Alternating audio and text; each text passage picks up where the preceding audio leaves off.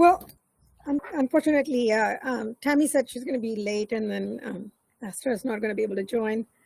But Patty and Sam and Chris and everybody's here. Maybe we'll get started with the list. So, because we don't have that much time today. But Bree, do you want to just talk about the timelines? Sure. Just for the agenda, we were just going to touch on it a bit. Mm-hmm. Yeah, so this week, Kayla and I are going to take all the group's notes and format them to fit the draft menu of options. So you guys don't have to worry about, wordsmithing any of this stuff. I'm going through and, putting it in that format. So sometime this week, we should have that draft out, and we'll send you guys the draft to look at, make tweaks, see if anything needs to be added. But you guys have a great start, so I don't think you'll have too much, to adjust or change. So yeah, once you guys get that, you guys will have time. I want to say around like March 15th is when we want to have any comments and all of that together.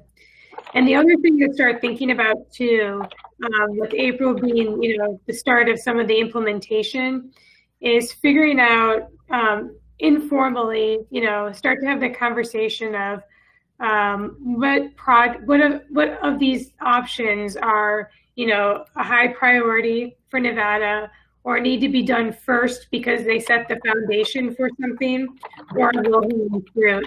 So start to have that discussion later on in March. And then the chairs and co-chairs will be meeting at the end of March, March 31st, for the direction moving forward. So it's going to be a good idea to start thinking about the priorities from your guys' menu of options section.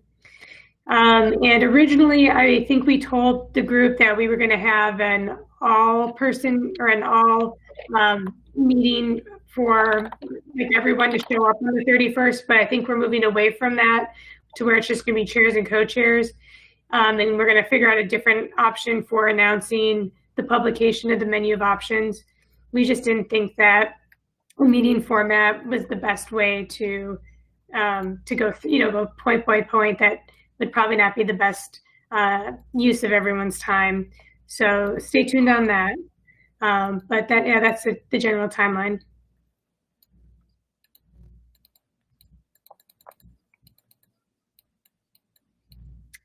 Lakshmi, you're still muted. Sorry, thank you. Forgot that. Thank you, Bree. So basically today, because of the need for Bree and Kayla to go and polish all these up, we would like to take some time, first of all, to go over the objectives that we hadn't touched on before as a group. So I know Liz sent out all the list earlier today, and some of you already commented, but I'd like to just take the time to go over it. Liz, do you want to just, or Bree, or whoever wants to?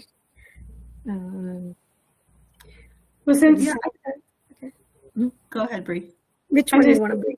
Tammy isn't here yet, and a lot of her ideas were with the construction. Do you want to start with the hazard waste one, Liz? Sure. Okay, I'll pull that up.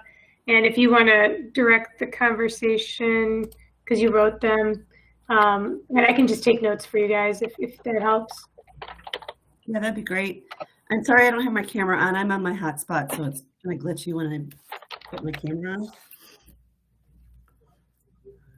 So I was hoping we'd have a few more people on the call, and I'm glad, Chris, that you're here. I'm not sure if you've seen this document yet or not, but this is the hazardous waste objectives, strategies, and tactics. And basically, I wrote it with Bree's help because I had nobody in my subgroup, but that's fine.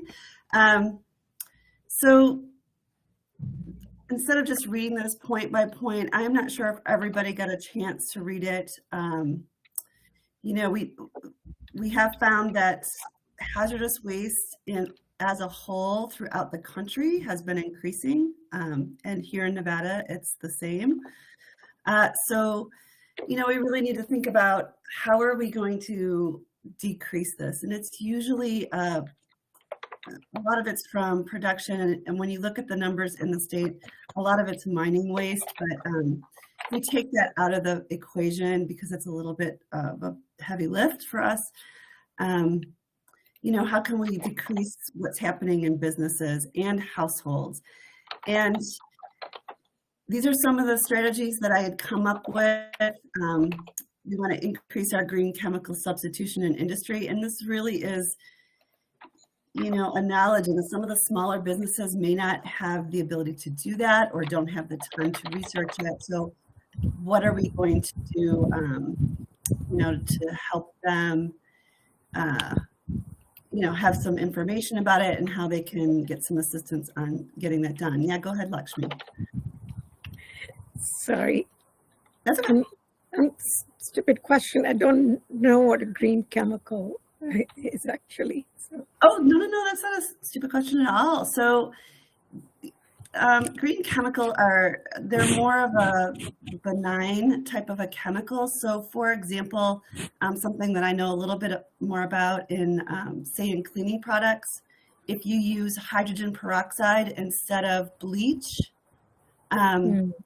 you know, the waste on the other end, hydrogen peroxide breaks down to water and oxygen. So when it combines, so there's those types of substitutions. There's also, for example, the printing industry uses a lot of solvents, but there's aqueous solvents that can be used in the cleaning process that that are less hazardous, you know, as they become waste.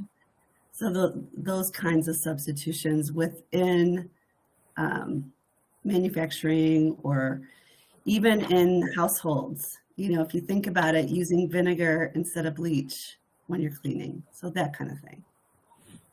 Got it. Thank you. Yeah. Mm-hmm. And then another strategy is, you know, looking at households. We generate a lot of hazardous waste. And to tell you the truth, we really don't have the data on what that is. And so, of course, what Bree said, thinking about foundationally what we need to do is we need data. And as we in this group know, that's in like every one of our objectives. So we really need to, you know, be focusing on that before we can even think about how are we even going to manage, you know, reducing this. So educating people on what the benefits are of swapping out their hazardous products for more environmentally friendly alternatives. You know, providing incentives is an idea. So some of those tactics, you know, we can be expanded on, but I just put these in there for now. And then developing an industrial ecology or circular system for industry. This is something that I studied years ago when I got my master's, and there are systems in this country and outside this country where sometimes they organically grow, like the one that I've listed here, Kalundborg, and it's really waste is a feedstock for the next company. So whether you have waste heat or you have waste products that might be used in another company's systems, you know, how do we promote that and how do we first educate on that, and but then also incentivize it to organically grow within an area or within Nevada. And then incentivizing hazardous waste minimization in industry and commercial sectors in Nevada. So I don't know if all of you know, but when a company has hazardous waste and they have it shipped off, they sign a manifest and they state in there that they are attempting to minimize their hazardous waste. Now you know, it's a signature that they sign and they know they sign it, but a lot of times they don't have the incentives to minimize that hazardous waste. So what can we do to support them so that they do think about that, and how can they switch out their chemicals for green chemicals, or how can they think about using less solvents or using solvents that are more environmentally friendly, those kinds of things. And we talked about earlier today in one of the sustainability group meetings that, you know, providing education and case studies highlighting waste minimization. You know, an idea that was floated was, how do we showcase these companies that are doing great things and provide that platform for them, but then also show other companies how to do it. So there's those kinds of ideas that we can talk about as a tactic, developing peer networks for organizations to share best practices. You know, a lot of the big companies in Nevada are doing a lot of great things. You know, the casinos are doing a lot of great things. How do we push those ideas and those systems down to smaller companies so that they all can, you know, minimize their waste? And then incentivizing zero waste programs. There's a lot of systems out there now that companies going for zero waste, and how do we do that, and how do we make sure that Nevada companies can get in on that movement? And then, of course, like I said before, close the data gaps in hazardous waste generation. So SQGs are small quantity generators. VSQGs are very small quantity generators. They are levels of hazardous waste generation. And we don't have a lot of data on them. We just don't have a lot of data on what they generate, how much they generate. So those, and households, we really have zero data on that. It's been guessed in this country and outside this country. But, you know, how can we get that data so we can help people to minimize their hazardous waste? So that's pretty much the hazardous waste ideas that I had. I really wanted to get this in front of all of you because if we present these on the menu of options, you know, us as a group, I think, you know, we don't want to have any surprises of what your name is on. So that's why I kind of wanted to do that. The construction was really Tamara's baby. She wrote most of those. I put some comments in, and I think Patty Moen did as well. And Patty, you're on the call. Maybe you have some ideas as well. Hey, Liz. Yes. Sorry. Before we move to construction, Sure. back to the hazardous waste. Sure. Looks like there are a couple of things in here that fits better in the data gap objective. Can we move them in there specifically? Yeah. And even like, I think maybe some of the, if you reword the previous strategy tactics, also you could probably fit in there too. So maybe I want to think about that a little bit more. But yeah, the top, address data and knowledge gaps in Nevada's non-hazardous waste, like, yeah, just all waste, right? Yeah, I might as well make it, yeah. Because it's, yeah. Because I'm just sort of touching on what Bree said earlier. If we were to prioritize, you know, some of these objectives and strategies, right, we might end up like prioritizing this data gap thing as number one, and that way then it will inform the other objectives, right? So that's why I was thinking to actually populate this one more as much as we need to, you know, right? So. Right. Yeah, and I think gathering data isn't it in every one of our objectives? I mean, for each. Yeah, it is. So I'm just, but maybe putting it in this one maybe highlights it more. I don't know. No, I agree. I think it needs to be a focus.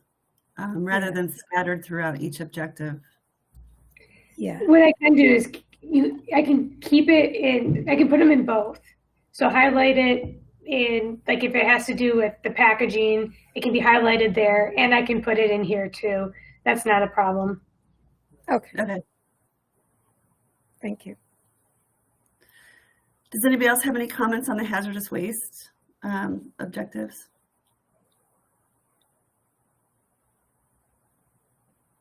All right, hearing none.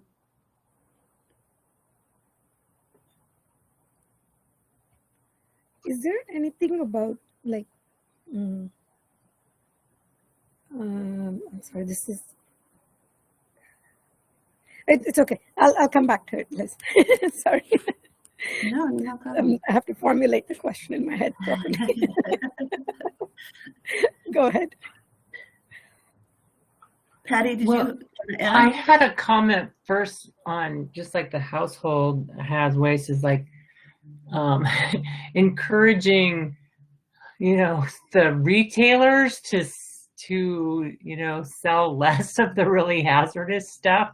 I mean, I don't know how we even do that. You go into a hardware store or one of the big box stores and they have all kinds of poisons. So how can we educate the retailers to try to sell the less hazardous materials to customers? Yeah, that's a really good point. Because a lot of times people just buy something and they don't know what to do, how to use it properly or dispose of it properly once they're done, or once they don't want it anymore. Yeah, really good point. As far as the construction waste, so I was just thinking that there's the it used to be called the Bay Area Deconstruction Working Group that EPA kind of runs quarterly meetings, and I think it's now just called the Deconstruction. Oh gosh, there's deer just in my backyard. Sorry, 3 of them just popped up. Anyway, the Deconstruction Working Group, I guess it's kind of a national group, but they have a lot, they do quarterly meetings and they have people present all kinds of things that they've been working on. And so the last meeting, they had people talking about their ordinances. And so Portland, Oregon was the first one that put in place deconstruction ordinances, and it was related to deconstructing housing mostly, from certain, from like 1927 and older. And so they are one city to look at their ordinances, but then other cities have been doing the same. And so Boise, Idaho is one of the most recent ones, and I don't know if they've finalized their ordinances, but that might be something that we look to is, requiring deconstruction first before demolition. And most of the time the demolition people, they're saying, oh, well, it's a time sensitive thing, that we have to demolish it. Well, a lot of times, we've seen around Reno and other places that they demolish something and then it sits vacant for, some time period. And so that's not really a good argument. But one of the things that Portland did was they expedite the permitting for deconstruction over the permits for demolition. So that kind of helps to take away that time argument as well. But anyway, just looking at maybe some ordinances, model ordinances that places could use to prioritize deconstruction. But I think as part of that, you also have to have the marketplace for the materials that are being, saved during the deconstruction. And then one of the other speakers last time, and I apologize for not having their name, but they were looking at getting the material, like the overage materials from building projects when they finish, a lot of times a lot of the material is just thrown away because they move on to some new project. And so there's companies that will take that material and then resell it. And so looking at something like that, the resale market for, and it might be partial loads or the offcuts or that kind of thing. So I can get some more information on those speakers, and then also hook anybody else who's interested to the deconstruction working group quarterly meetings.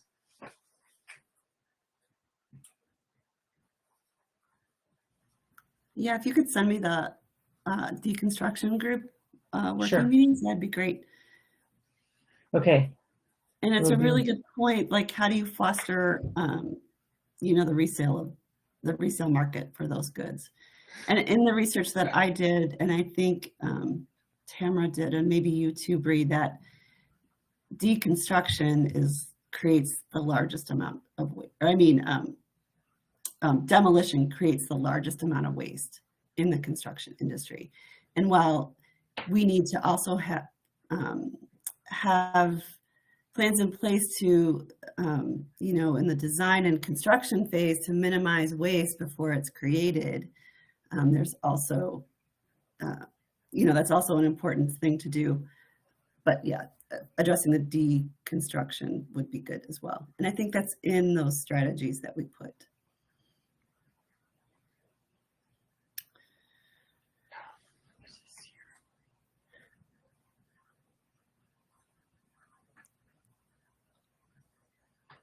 So do you just want me to run through these, Bree, or do you want to do it? You can. I haven't taken a look at the construction ones. Okay. I'll just quickly run through them, and then this is in the Google Docs if anybody wants to add to them. But Tamara had a lot of great ideas. Of course, setting up a robust data collection process for waste streams in Nevada. Conducting a waste characterization study, and then reaching out to large retailers and hospitality stakeholders about waste stream data. And I don't know if this belongs in our data collection document as well. It's more of a, I suppose it is data collection. It's kind of there, but as a more higher level thing, not specific to construction. Right. Yeah. Yeah, I agree. Yeah. But from what we looked at from the 2018 study, the Washoe County construction materials were a pretty big part of it, right? If I recall right. Yeah. And then the next strategy, improve access to data on waste streams. I don't know, maybe that belongs there too, as a central hub of information.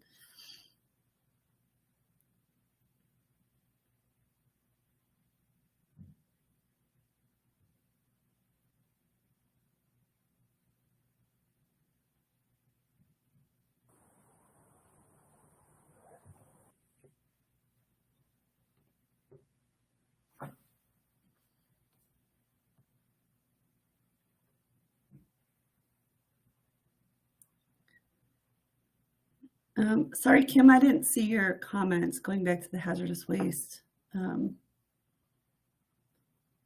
Motivating retailers to stop selling hazardous waste products with banning hazardous waste materials from being landfilled be a strategy. They sort of are. I mean, hazardous waste that's generated at companies cannot go to just, say, municipal solid waste landfills. They go to hazardous waste landfills where they're treated. But household hazardous waste, it's not supposed to go there. But they won't accept things. Go ahead, Brianna. Maybe I just thought of this. More household collection programs, ensuring there are enough for the different communities in Nevada. that might be a way to approach that too, to make sure they're going to like the right end of life for its treatment. I don't know. That's just an idea. Yeah, and it's one I think NDEP has tried to tackle a little bit, but yeah, it's definitely an issue.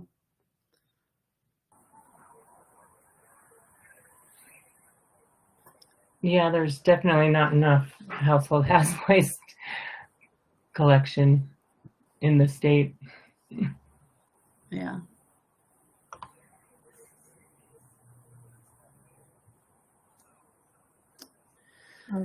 Okay, so moving back to construction. Anybody else have anything?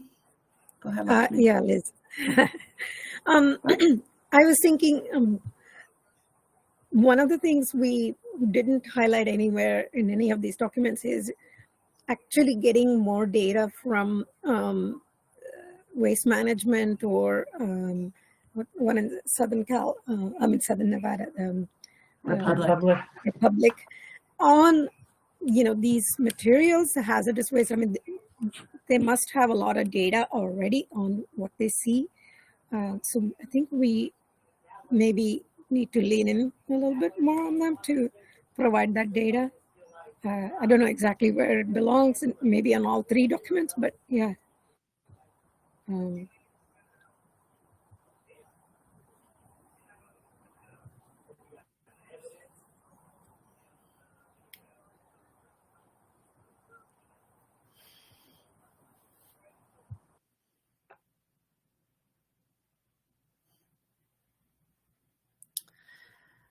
Okay, yeah, that's a good thought, Lakshmi, thanks.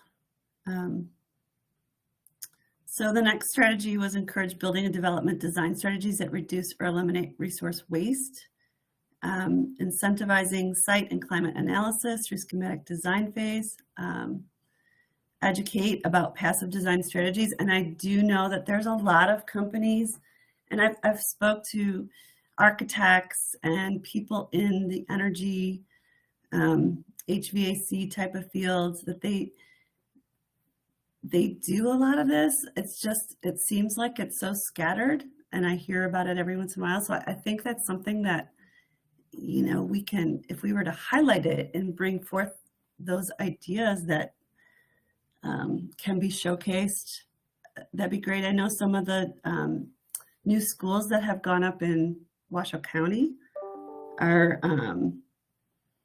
using design that eliminates waste and it's energy efficient and all those types of things. So promoting, incentivizing, or educating passive design strategies would be great.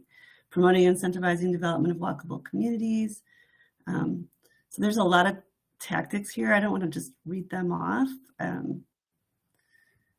but there's a lot of great ideas here. And if you have any others too, we can add them.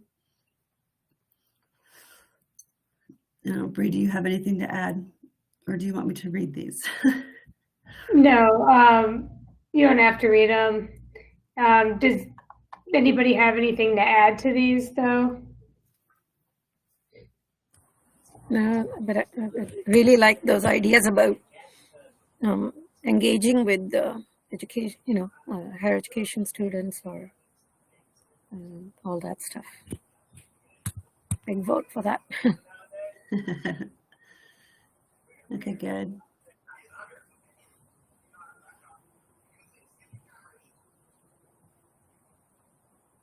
Encouraging building and development design strategies that reduce material waste through incentives and promotion with material suppliers. The next strategy, consider waste reduction during the demolition phase and plan for deconstruction before demolition. And I think we talked about this. Patty has lots of great ideas. There's some tools and sources there. Go ahead. I wanted to add the other thing about waste haulers. I mean, I wonder if they can set aside an area where they can have, like construction materials, especially just any bits and pieces. A lot of people wouldn't mind, like, looking through them. It's kind of like the rag picker idea in India, but it's like, I'm sure that people can make use of all kinds of construction debris things for their home projects, or maybe some small projects on. So they could just set aside an area where it's open for public to come and pick through, like, you know what I'm saying? Yeah. So in Berkeley, Berkeley, California has a agreement with Urban Ore, and that's kind of what they do, is that they take, instead of taking the waste to the landfill, they take it and it goes through Urban Ore, and they pull out any usable materials and sell them at their store. And and then, so they have a cooperative agreement with the city to do that, which makes it safer, but it also helps to generate jobs and income and taxes and all of those things to pay for the program. So that's one thing that is really, we can look at their model. I mean, it's been around for at least 20 years, if not a lot longer than that, probably 30 years. I've been there. Yeah, so it's definitely doable. But you have to have space, and you have to have the agreement to do that, to make it work. Mm-hmm. Yeah, I think we should add that in. I don't know what exactly.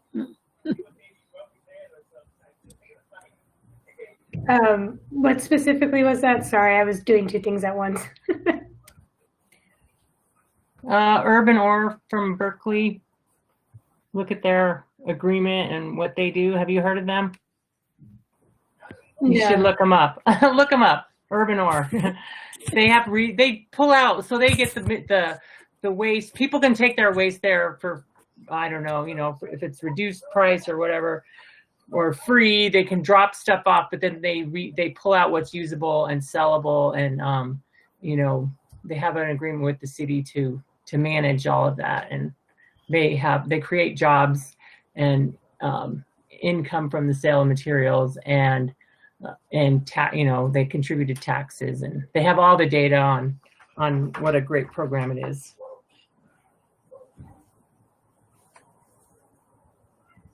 I see Tamara joined us. I think she joined and now she's gone. There's some other programs around the country too that do that same thing. I know Chicago has some types of things. There was a really big push in Gary, Indiana, that they did deconstruction of a lot of the houses that were abandoned.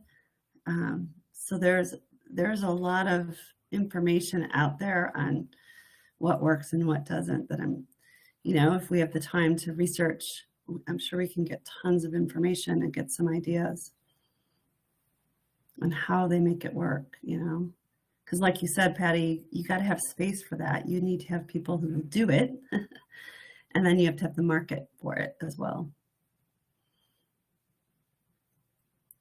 So Tamara, you're on. I kind of ran through these for construction.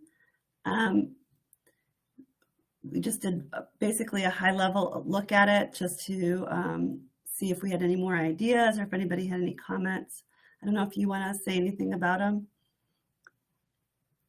Hi. No, I mean, I think they're all just suggestions and open to feedback. My only concern was that there's so many tactics under one strategy that there might be more than, it might need to be broken up, but I just kind of put what I thought there so everyone could react to it. Let's see, courage, building, development, design strategies. Yeah, I think I basically broke them up into three: the building and design, and then what were the other ones? The deconstruction. Yeah, deconstruction and yeah. And when I separated out the material waste from the other kinds of resource waste, which is why the two top ones were separated. Yeah, it's really good. Some of it might need to be more like passed off to the policy group, because I know it's really hard to get the information to the people that are designing the buildings and the developers, and then incentivize them to do it. It's kind of a challenge, but.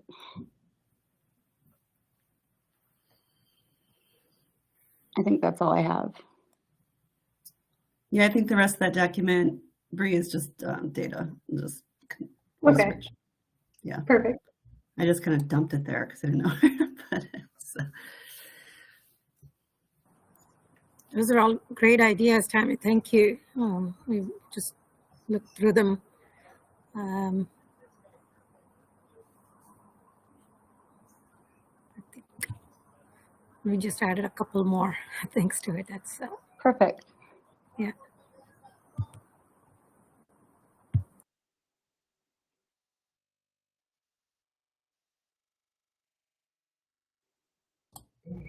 Is there anything else we want to add to the data collection objective?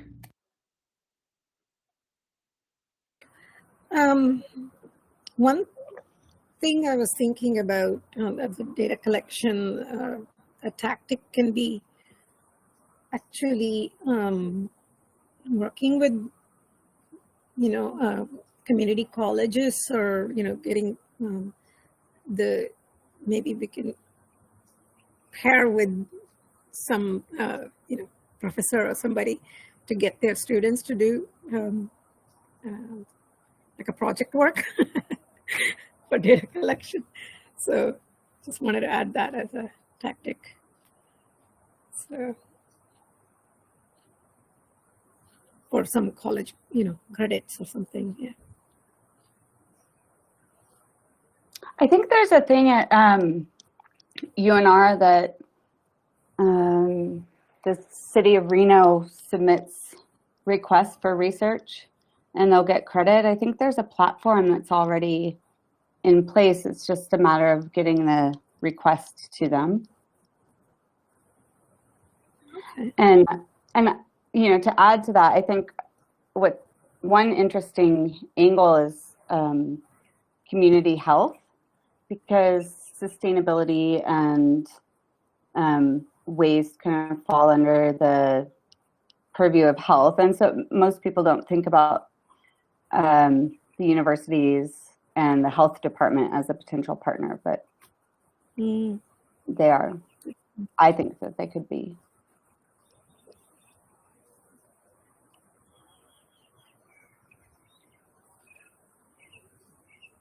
And also maybe collecting a list of nonprofits that already do some of that research work. I think KTMB has done some of the studies, right? So something like that. Yeah, we typically. Yeah, we do. We do some data collection around recycling and illegal dump sites and things like that, and have partnered with the university and their programs for conducting research. I think that's a good idea. So yeah, maybe we reach out to all these studies and maybe do a sort of consolidated place to kind of data collection point, right? Because it might be all in these disparate systems, and so maybe we can bring them together.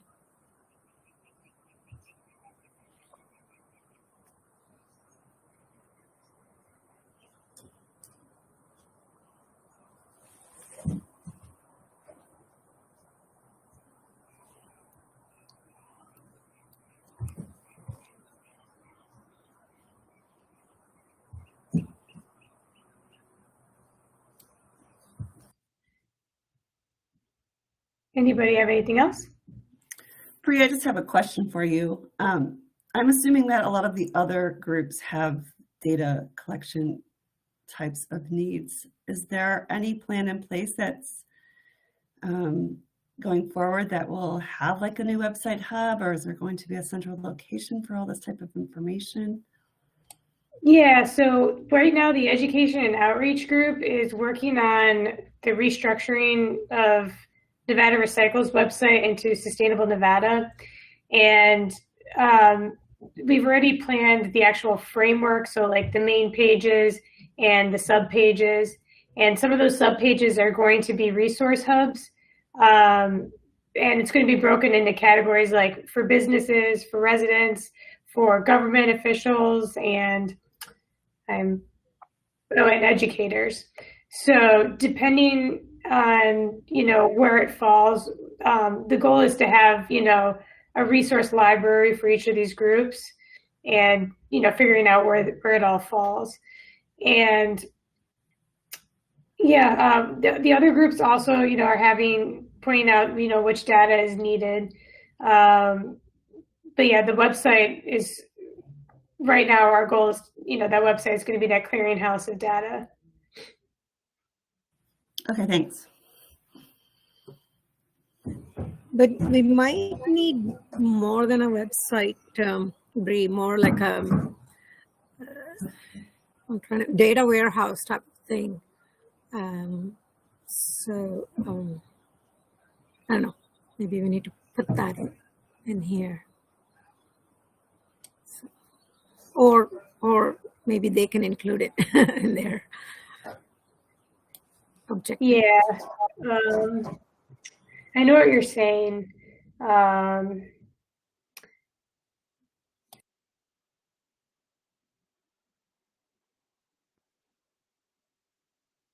just don't know how to write it as basically a database of sort, right? So yeah.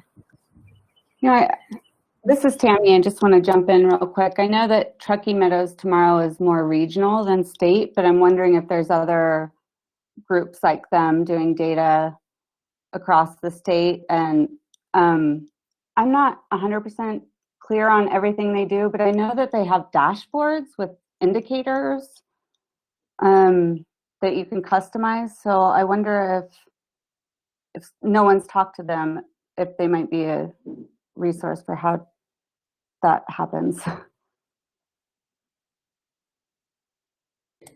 Yeah, the dashboard's a good idea. I'll put that down.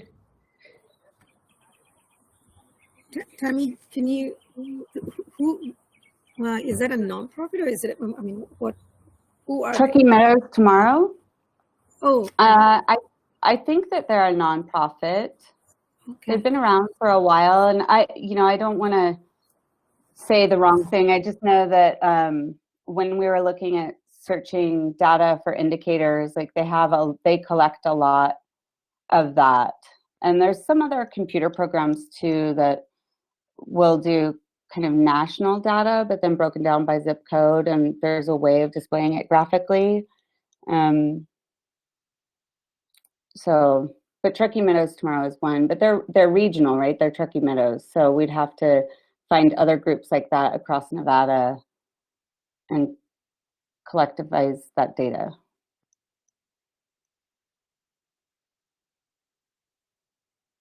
Someone else might know more about them than I do. I don't know. That's cool though. It's a model we can at least look at. Yeah. Uh-huh.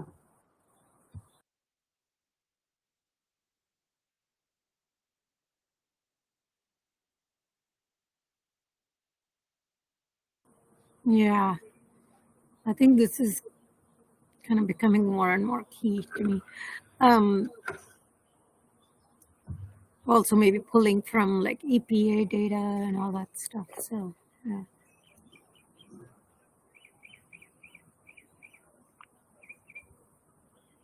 Okay.